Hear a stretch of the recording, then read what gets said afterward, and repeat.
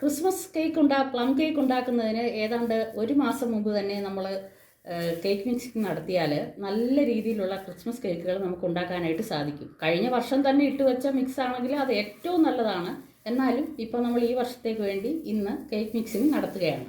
14 ഐറ്റംസാണ് ഞാൻ എടുത്തിരിക്കുന്നത്. എല്ലാം 50 ഗ്രാം വെച്ചാണ് എടുത്തിരിക്കുന്നത്. ഇത് ചെറിയാണ്, ചെറുതായിട്ട് അരിഞ്ഞു വെച്ചിരിക്കുന്നതാണ്. ഇനി ഇത് ട്യൂട്ടി ഫ്രൂട്ടിയാണ്, യെല്ലോ കളറിലുള്ളത്.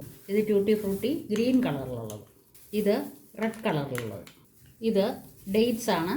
ഇത് കാഷ്യൂനട്ട്സ് ആണ്.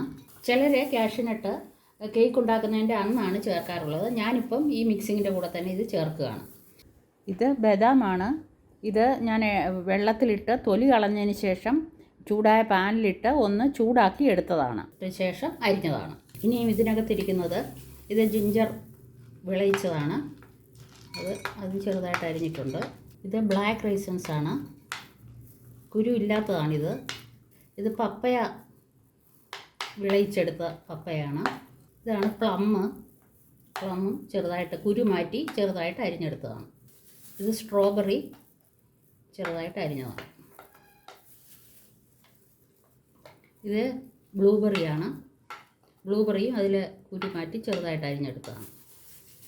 ഇത് യെല്ലോ റൈസൻസാണ്. ഇനി നമുക്ക് ഇത് നല്ലവണ്ണം ഒന്ന് മിക്സ് ചെയ്തതിന് ശേഷം ഇതിലേക്ക് നമ്മൾ വൈൻ ഒഴിക്കാനായിട്ടാണ്. ഞാനിവിടെ നിന്ന് റെഡ് വൈനാണ് എടുത്തിരിക്കുന്നത്. റമ്മോ വിസ്കിയോ ഏതാണെങ്കിലും എടുത്താൽ മതി. ചിലർ ഓറഞ്ച് ജ്യൂസ് എടുക്കുന്നതാണ്, അതും നല്ല രീതിയിൽ വരുന്നതാണ്. ഇനി നമുക്കിത് ഈ കുപ്പിയിലേക്ക് ഇടാം.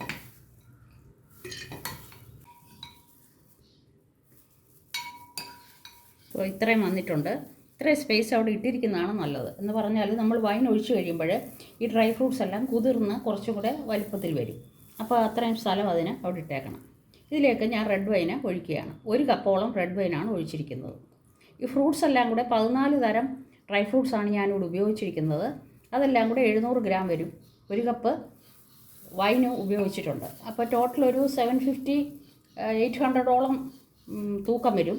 ഇനി നമ്മളിത് നല്ലതുപോലെ അടയ്ക്കുകയാണ്. നല്ലപോലെ മുറുക്കി അടച്ചിട്ടുണ്ട്. അടച്ചതിന് ശേഷം നമ്മളിത് ഇങ്ങനെ